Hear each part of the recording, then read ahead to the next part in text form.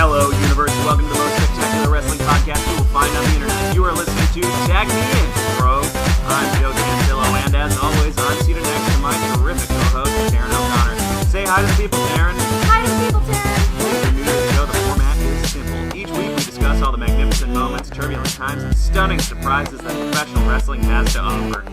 So turn your radio up and your opinions down, because we've got some hot tags coming up NXT, which means next. Give me a hell yeah!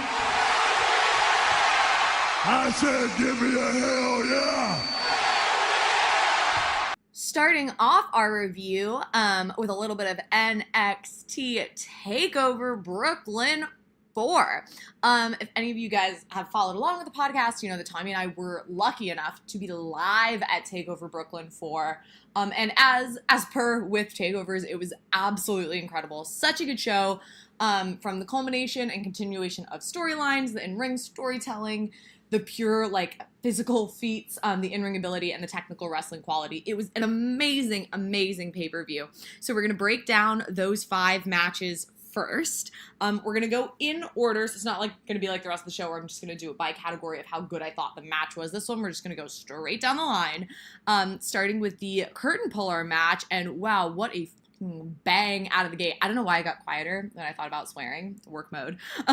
But we had Undisputed Era versus Mustache Mountain for the NXT Tag Team Championships. So, a little bit of background on this feud, if anyone was for some reason unfamiliar. Undisputed Era were the champions, lost those championships to Mustache Mountain in the UK, and then won them back on NXT TV. So, Undisputed Era is the champion going in to this match. Super hot out of the gate. An absolutely amazing match, from the pacing, which was so good, some of those technical feats, to get to see Roddy Strong do that backbreaker in person. They just look painful. The match was so good. It featured a couple really nice callbacks and in-ring storytelling bits where so the way that Mustache Mountain lost their championships back on NXT TV was that Trent Seven was in a submission hold and refused to tap, and so his partner, Tyler Bates, got the towel and literally threw in the towel, which signaled basically, a surrender of the match, and that's how they lost their championships. And at this point, Tyler Bate was actually caught in a submission, and Trent Seven got the towel, looked like he was thinking about it, was maybe going to throw it in, was maybe not, and then ended up throwing it into the audience, which was just a fun little storytelling bit and a wonderful way to make it seem like Mustache Mountain was getting back on top of this match. A super incredible match. Again, really high caliber all around. It's insane that Tyler Bate is a child and is, I think, literally not even legal to drink in this country. But it did end up with the Undisputed Era retaining their tag team championships. No interference from Adam Cole, which I did find a little bit odd, but honestly, didn't miss it.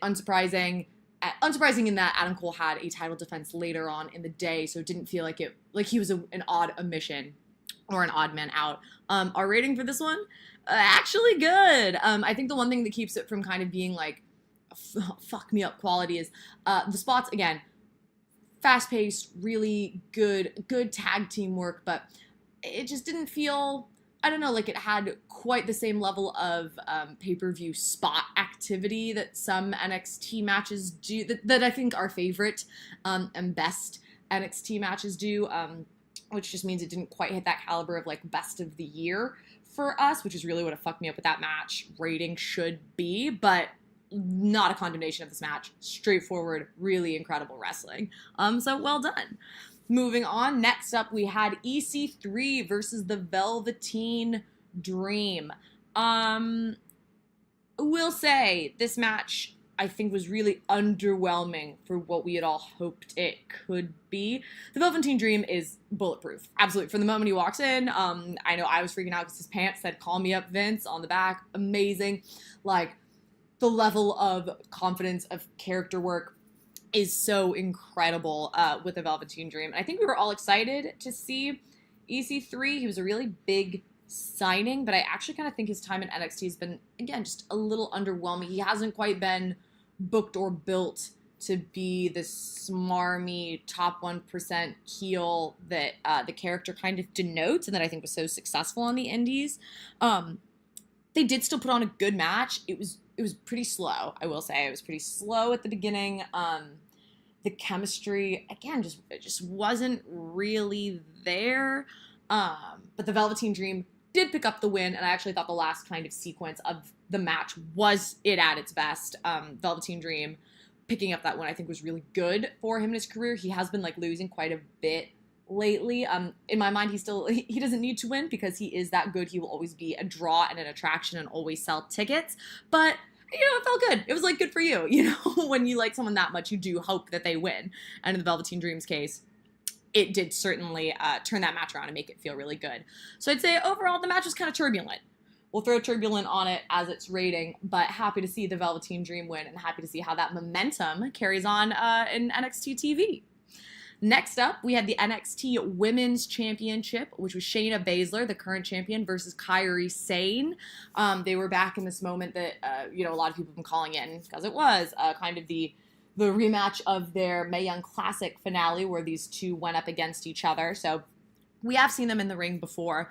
I know people love Kairi Sane. I'm not a fan of Kairi Sane, so it kept this match from being one of my favorites. But I will say, I think that Shayna Baszler has grown her time in NXT. Like, she has developed into such a strong heel and a strong heel champion that I think she did what a lot of the best heels can do, which is a lot of the best heels. It's not that they just attract heat and that they draw heat, but they put over a babyface. They make you root for the babyface to win because they are so brutal and so vicious. And I think Shayna Baszler did an amazing job of that in this match with her working of Kairi Sane's knee and legs and feet. That was kind of the focus of her submission specialty in this match, which I think worked really well for her. I think sometimes submissions can be hard to watch in the same way working holds can be kind of hard to watch, just because it is stagnant time, and that stagnant time can sometimes bring down the energy of a match. But I think Shayna Baszler is so good. I mean, it comes from her MMA background, but the way that she was able to create tension and show the torquing of Kairi Sane's body was absolutely incredible. And it did make you root for Kairi Sane, which I think, again, for me, like, she's not my favorite, so in that moment you feel won over, which I think is a really, really huge moment for a heel like Shayna Baszler and for the quality of the match. I will say, I think that, so the ending, a lot of people really liked because they were like, it keeps Shayna looking strong. Seeing the match in person, I really think it lost a lot without the ability to replay, because it wasn't evident that Shayna got her feet up. So it looked like Kairi Sane hit her with this giant sequence. Shayna kicked out and that Kairi stole the win, honestly. And don't get me wrong, I love that Shayna Baszler looks strong. I always want Shayna Baszler to look strong. But it's a personal preference thing. But in my personal preference in wrestling, when a big baby face is going to go over like that, it shouldn't be with a flash stolen 1, 2, 3. It should be with, that Empire elbow into a solid 1, 2, 3 count, even if it takes 2 or 3 times. And I think that the fact that Shayna kicked out of that sequence and looked so quickly like she was going to put Kairi away into that quick ending, for me, does diminish the win a little bit for Kairi Sane. And again, a lot of people will disagree with that, and that's totally fine. But for me, that ending kept it from being a fuck me up with that match. But I will say, I thought the match was actually good. So that's where our rating stands for, actually good, and new women's champion, Kairi Sane, which I think will be really interesting and exciting, especially going into Evolution, where we're going to see the second Mae Young Classic winner announced in their last match will be then, and that Kairi Sane, if she does not lose the title on TV, will in theory be the champion going in and defending at Evolution. So really exciting moment there.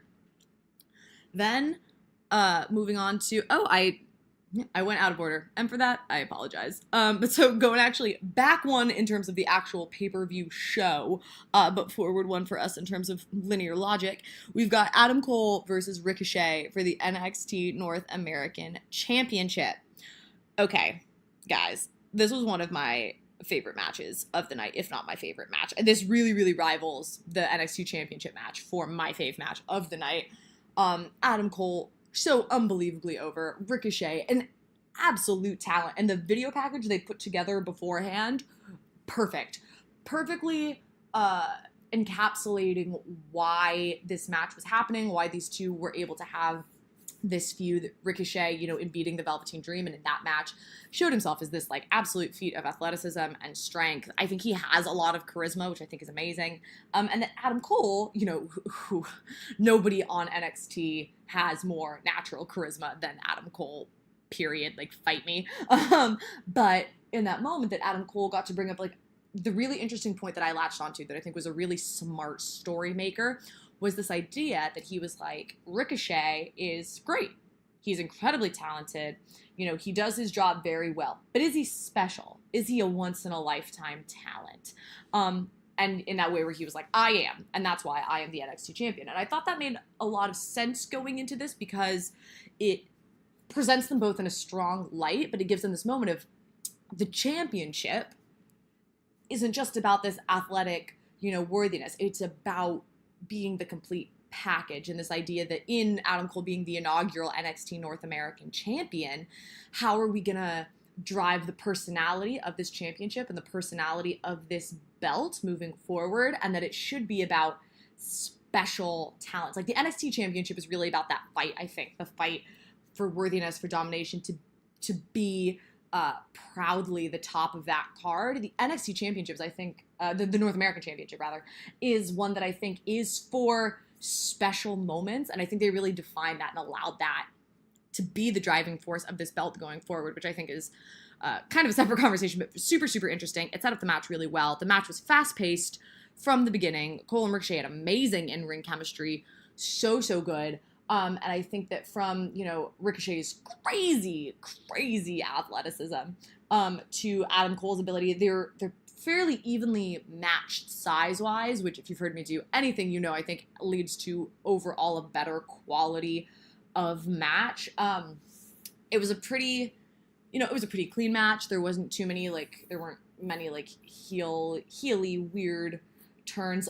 There was a series of kicks that I want to talk about as probably the standout moment of NXT TakeOver Brooklyn 4, which started with Ricochet going into this I guess I'd call it a moonsault, but a moonsault from the second rope into the most perfectly timed super kick from Adam Cole that I think I've ever seen. And then the two stood in the middle of the ring and traded knees to the face for probably a sequence of about 6 to 10 kicks. It was incredible. It was such a feat of cardiovascular strength, if nothing else. Absolutely amazing. A brilliant moment. Again, just that fast-paced, high-flying combat that, I hope doesn't mean that either of these two end up on 205 Live because they're both main event talents, but that you really expect of that kind of cruiserweight weight class, and it moved so quickly. It was so good. The timing was perfect. The pictures were beautiful in terms of that kind of stage choreography. And it ended up with a new North American champion, Ricochet. And by the end, it felt right. It felt, Adam Cole felt strong. It did almost feel like, it felt like him moving on to greener pastures, whether that be the NXT championship or the main roster. I mean, he's already been in the Royal Rumble, so who knows? But it felt like he was not losing something, but instead truly putting over Ricochet and moving on to do something else and something greater within NXT and the company, which I think is kind of the perfect ending that you want for your inaugural champion. It will be, in that way, I think his second title defense, his first pay-per-view title defense, but I think his second. I think he fought someone else. But if I'm being perfectly honest, I can't really remember. But a short but very important title reign, I think, for the North American Championship. And we called the match actually good. The only reason, and it rivals fuck me up with that match. But I would say, just again, simply the basis of, I think it set up the belt for a perfect future and a perfect personality of who fights for that belt and why. But I don't think the storyline specifically between Ricochet and Adam Cole was strong enough to lead to an in-ring moment of fuck me up with that. This is the best of the year. So again, just hitting that bridge as Takeover is always going to, because the caliber of match is always incredible. But a really, really amazing match.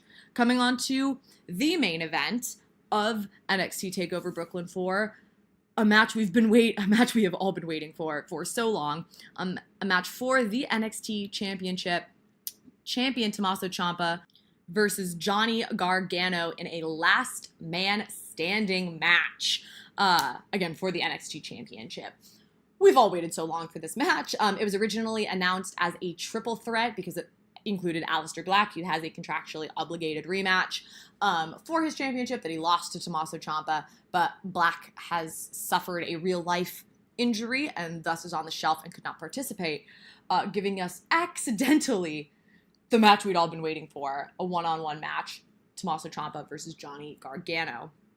This match was incredible. It is the story of Johnny Gargano not losing faith, but exploring his dark side. A lot of the match was about being like, let the darkness take over. It had this very karmic feeling the whole time. It was completely brutal. It was a really rough match for these men. They took it outside the ring a lot. They were unafraid to fly into each other, to hit each other. Johnny Gargano, I remember the first kind of moment of that brutality kicking in is him like destroying, I want to call it a cane, but whatever that thing is that Tommaso Ciampa uses to walk around with. A crutch, that's it. But destroying a crutch over Tommaso Ciampa's back and over his body and using the crutch no matter how kind of broken it became. And then there was, I think the big moment was when they kind of broke out the handcuffs. They brought out this pair of handcuffs and they kept kind of teasing that the two would either cuff themselves together or that, kind of whoever got cuffed to something would be the loser because in theory it would make it impossible for them to stand. So Gargano gets a hold of the handcuffs and ends up cuffing Tommaso Ciampa to the stage. So they fight their way all the way up the ramp to the stage. And Gargano really unloads. He really beats the shit out of Tommaso Ciampa. And it's brutal and vicious, and he keeps, kicking him and kicking him and kicking him, and Tommaso Ciampa starts to apologize. And it's this very big reversal of roles that we've seen between the two, where Ciampa's saying, I'm sorry for what I did, and Gargano's like, it is too late. It's too late for that. And in this moment, we've kind of seen Johnny Gargano lose everything that we knew and loved about him. In that moment, Candice isn't there and in his corner. He's not the bigger man going above and beyond. He's not taking that high road. He's not, Rebel Heart Johnny wrestling.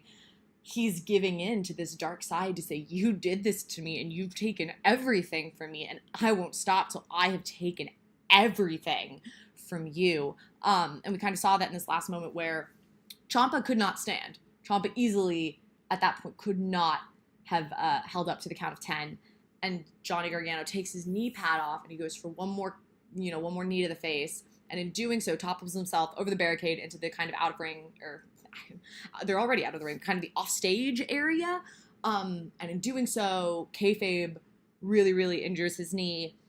And, it looks like neither of them, I really thought it was maybe going to be a DQ, like a no winner, no contest match. And in that moment, Gargano can't stand because his knee is so injured, and Tommaso Ciampa, at the count of 9, rolls off the stage and is able to stand on the ground below it with his hands handcuffed above his head. And he wins. Incredible. This is a fuck me up with that match rating. I don't think there's been a single match in this feud that has not received a fuck me up with that match rating, but it's because every bit of it is so perfectly done. The in-ring storytelling is perfectly done. The callbacks to other points in other matches, the use of the crutch, perfectly done. The style of wrestling, the brutality, the slight messiness that we're getting, this real heely nature, this transformation of Johnny Gargano that we've seen, that I think what it shows us is that as long as Johnny's lost himself, he will never be able to win the NXT championship. I think it will only be, if he does win it, it will be in a return to that babyface wholesome center with his wife in his corner and with his heart on the right path. But as long as it's coated in this vengeance and this rage, that it will continue to elude him because Ciampa's in his head. And if Ciampa's in his head, Ciampa will continue to get the best of Johnny Gargano. This kind of use of excessive force in using the knee when he didn't need to, and him paying the ultimate price, which is not only the championship, but his health. If he ends up, kayfabe injured because of this, that's a big moment in that storyline. I think that they continue to find new things to do with Ciampa and Gargano.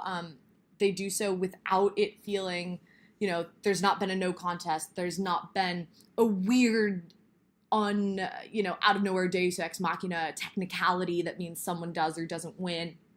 There hasn't been a strange, odd, terrible interference. These are just two guys fighting it out, and it is about heart and skill and history and manipulation. And I honestly think it's the best of wrestling. It is the best of what wrestling has to offer us. And we have been lucky enough to see it unfold with these two incredibly talented wrestlers. So an absolutely incredible, and I say an incredible ending knowing that, like, the last thing I want to say is how it was so good is we're still on Johnny's side. And you can tell because, so in that moment, again, I got to be there live. And in that moment when Tommaso Ciampa answered the count of 10 and was named the winner, there was probably a minute of straight silence. No boos, no cheers, just silence, that I think really came from a feeling of surprise and a feeling of like, oh wow, Johnny lost. Like in this moment where we really thought he was going to win, he lost. And taking us on that ride, letting the fans down in that moment. Like Johnny had such a strong performance. I don't think nobody's turned on him, but to say we were rooting for you, we got let down because you acted so selfishly, I think really shows in that moment where you could have that silence how much people are personally invested in this feud. It was an incredible, incredible main event for Takeover Brooklyn 4, as we've come to expect from all NXT takeovers. It is a fuck me up with that match rating. And it is the last match for us of the Takeover card. Ciampa retains, and we will go into, NXT TV with him as the NXT champion. So looking forward to see what happens with that, how Aleister Black's rematch is potentially reincorporated if he is back on his feet. Obviously, we hope him a speedy recovery, and to see how they deal with Gargano and his kind of twisted self at this moment. That has been our NXT TakeOver Brooklyn 4 review. Always the highest quality of wrestling. Love a takeover more than anything.